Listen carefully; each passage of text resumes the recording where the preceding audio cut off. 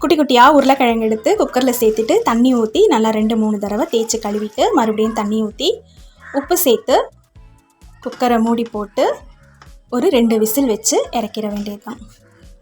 வெந்த உருளைக்கிழங்கை பச்சை தண்ணிக்கு மாற்றிட்டு ஆறுனதுக்கப்புறம் தோலை உரிச்சிட்டு நமக்கு தேவையான சைஸில் கட் பண்ணிக்கலாம். இப்போ அதில் மசாலா, மிளகாத்தூள், மஞ்சள் தூள், உப்பு ஆல்ரெடி போட்டிருக்கோம், பார்த்து சேர்த்துக்கோங்க. கொஞ்சமாக பெருங்காயத்தூள், கொஞ்சமாக எண்ணெய், இது எல்லாமே சேர்த்து நல்லா கிளறி விட்டுடலாம்.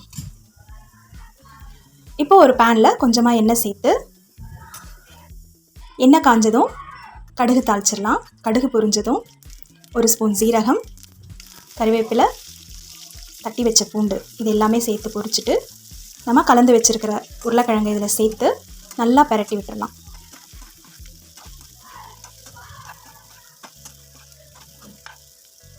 ஒரு 5 நிமிஷம் சிம்லேயே அப்படியே இருக்கட்டும்.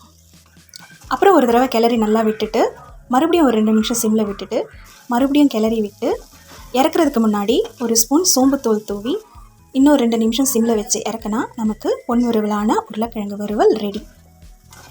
பிசிபெலாபாத், சாம்பார் சாதம், ரசம் சாதம், தயிர் சாதம், இது எல்லாத்துக்குமே இந்த மாதிரி செஞ்சால் ரொம்ப ரொம்ப நல்லாயிருக்கும். ட்ரை பண்ணுங்கள்.